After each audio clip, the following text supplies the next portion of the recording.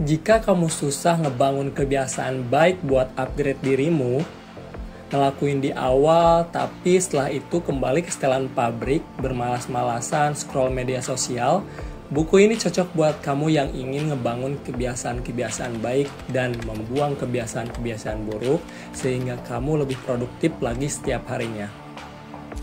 Selamat datang di Jikri Ilman Fadilah Channel. Di video ini saya akan mereview buku Atomic Habits karya James Clear, di mana berkat buku ini juga saya bisa konsisten belajar bahasa asing di aplikasi Duolingo lebih dari 600 hari serta ngebangun kebiasaan-kebiasaan lain seperti bangun pagi, olahraga pagi selama 10 menit, kemudian membaca buku setelah pulang kerja. Untuk ngebangun kebiasaan baik, kita tidak harus membuat target yang tinggi.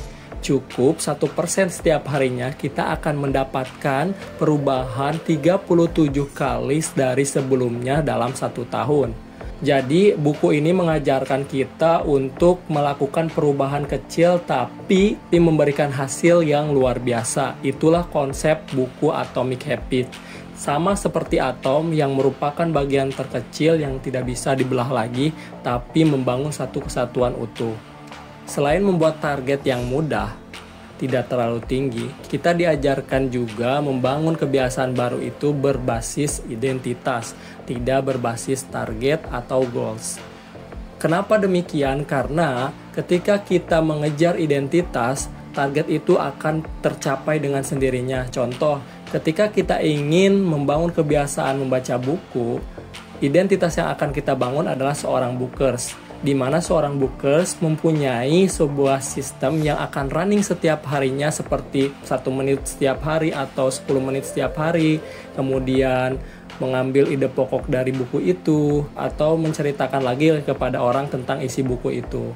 Nah, setiap hari sistem itu berjalan, habit membaca buku akan terlampaui. Tapi ketika kita mengejar target membaca buku, ketika target itu tercapai, kita akan kehilangan motivasi ketika kita melakukan target berikutnya. Tapi ketika habit itu dilandaskan dengan identitas, target akan tercapai dengan sendirinya. Habit-habit kecil yang kita bangun nantinya akan bersifat bunga majemuk. Bunga majemuk ini seperti bunga bank, deposito. Selain mendapatkan uang yang kita tabung setiap bulan, kita juga akan mendapatkan bunga dari hasil tabungan itu sendiri.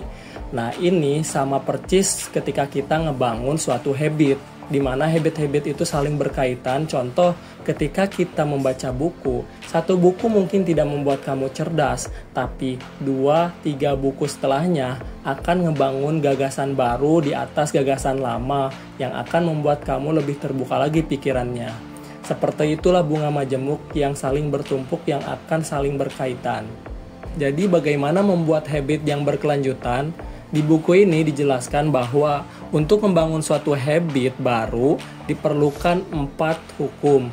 Hukum yang pertama adalah menjadikannya terlihat. Menjadikannya terlihat identik dengan tanda. Nah, tanda ini berhubungan dengan waktu dan tempat. Ketika kamu ingin ngebangun suatu habit baru, kamu perlu deklarasi terlebih dahulu yang spesifik ya. Saya akan membaca buku jam 4 sore di ruang tamu. Nah, ketika jam 4, tanda jam 4 nanti adalah sebagai tanda untuk kamu melakukan membaca buku dan tempatnya adalah di ruang tamu. Selanjutnya, untuk membangun suatu habit, bisa juga habit baru tadi diikutkan dengan habit yang sudah terbentuk. Seperti contoh, ketika jam 4 tadi kan sholat asar ya misalkan. Jadi, saya akan membaca buku setelah sholat asar di ruang tamu. Sholat asar itu kan habit lama ya, yang setiap hari dilakukan. Nah, membaca buku tadi bisa disisipkan di habit yang sudah terbentuk tadi. Aturan kedua atau hukum kedua di buku Atomic Habits, untuk ngebangun suatu habit baru atau kebiasaan baru, buatlah itu menarik atau menjadikannya itu menarik. Kamu akan melakukan kebiasaan baru jika kebiasaan itu menarik untuk dilakukan kan? Kamu bisa gabungkan kebiasaan baru yang akan membuatmu produktif dengan kebiasaan yang menarik. Contoh, ketika kamu mempunyai kebiasaan ngemil makanan-makanan ringan, Kamu bisa gabungkan kebiasaan baru tadi dengan kebiasaan yang menarik. Contoh, saya akan membaca buku sambil makan makanan ringan. Jadi, kamu akan melakukan itu karena ada yang menarik di kebiasaan baru tadi. Selanjutnya, aturan ketiga untuk membangun suatu habit adalah menjadikannya mudah. Nah, ini adalah kunci untuk membangun suatu habit di mana habit itu akan dilakukan terus-menerus. Kamu tidak perlu membuat target yang tinggi, target-target kecil, tapi itu akan dilakukan terus-menerus. Contoh, ketika kamu ingin membaca buku, cukup 1 lembar 1 hari untuk membangun awal kebiasaan baru. Atau juga bisa olahraga 10 menit setiap harinya. Aturan selanjutnya atau aturan keempat untuk membangun suatu kebiasaan baik adalah menjadikannya memuaskan. Kita akan terus melakukan kegiatan baru tadi ketika itu memuaskan diri kita. Contoh, ketika kita sudah melakukan kegiatan membaca buku untuk habit baru, kita mencentang atau menandakan di kartu jadwal harian kita sudah melaksanakan kegiatan itu. Itu akan membuat kita termotivasi karena sudah melakukan itu. Itu merupakan reward buat diri kita karena sudah melakukan aktivitas baru tadi. Inilah yang membuat aktivitas itu terus berlanjut karena itu memuaskan diri kita. Itu merupakan 4 hukum untuk membangun kebiasaan baru yang lebih produktif lagi. Nah, bagaimana untuk menghilangkan kebiasaan-kebiasaan buruk? Untuk menghilangkan kebiasaan-kebiasaan buruk dalam diri kita yang tidak produktif, kita menggunakan 4 hukum dari pembalikan hukum membangun kebiasaan baik. Yang pertama, menjadikannya tidak terlihat.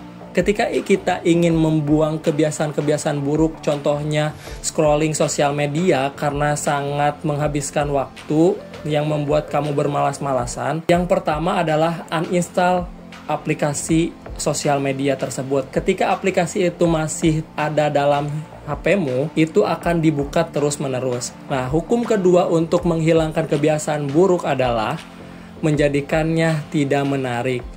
Nah, untuk menjadikannya tidak menarik, kita harus membingkai ulang kegiatan tersebut.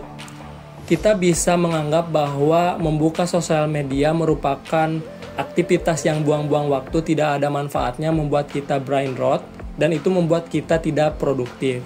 Hukum yang selanjutnya atau hukum ketiga untuk menghilangkan kebiasaan buruk adalah menjadikannya tidak mudah.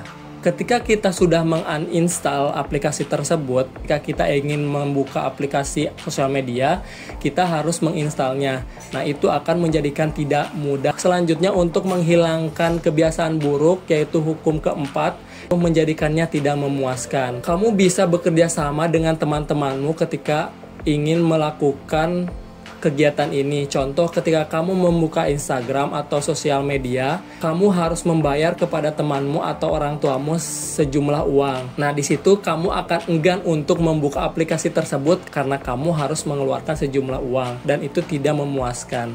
Seperti itu. Nah, itu adalah 4 untuk menghilangkan kebiasaan buruk yang ada dalam dirimu. Karena buku ini adalah buku praktis yang dimana di dalamnya berisi anjuran-anjuran, diharapkan ketika kamu sudah membaca buku ini atau menonton video ini, kamu harus take action supaya buku dan video ini berdampak terhadap dirimu. Terima kasih sudah menonton. Salam continuous improvement.